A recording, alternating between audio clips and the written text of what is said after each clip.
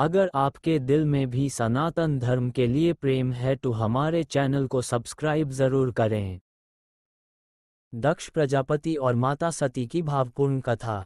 प्राचीन काल में ब्रह्मा जी के पुत्र दक्ष प्रजापति बड़े ही बलशाली और यशस्वी राजा थे। उनकी कन्या सती दिव्य तेज से युक्त थीं। सती जी का मन सदा महादेव शिव के ध्यान में लीन रहता था।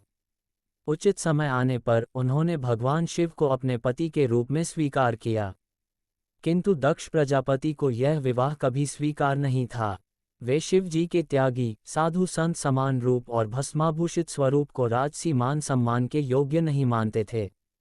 मन में अहंकार और क्रोध भरकर वे शिव जी के प्रति असम्मान रखते थे। एक बार दक्ष प्रजापति ने एक भव्य यज्ञ का आयोजन किया। सभी देवताओं, ऋषियों, मुनियों, लोकपालों को आमंत्रण भेजा, किंतु भगवान शिव और माता सती को निमंत्रण नहीं दिया। सती जी ने जब सुना कि उनके पिता ने यज्ञ रखा है तो उनका हृदय पिता से मिलने को व्याकुल हो उठा। भगवान शिव ने समझाया, प्रिय सती, जहाँ हमें आमंत्रण न मिला हो वहाँ जाना उचित नहीं है।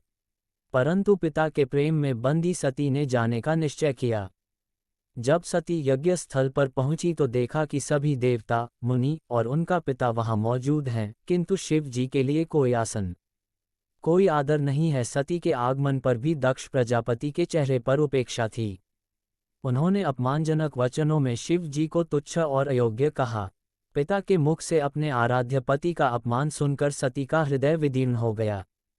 उन्होंने क्रोध और वेदना से कहा, जिस शरीर को मैंने जन्म के संबंध से तुम्हारा पुत्री रूप दिया, वह आज मुझे लज्जित कर रहा है।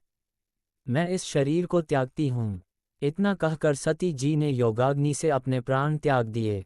जब ये समाचार कैलाश पहुंचा तो भगवान शिव का क्रोध सृष्टि में भयंकर रूप से फैल गया।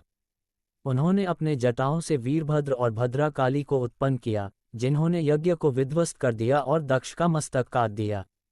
बाद में देवताओं की प्रार्थना पर भगवान शिव ने दक्ष को जीवन दान दिया और उसका मस्तक बकरे के सिर से जोड़ दिया।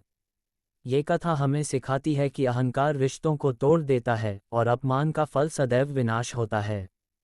भगवान शिव और माता सती का प्रेम आज भी भक्ति का अमर प्रतीक है।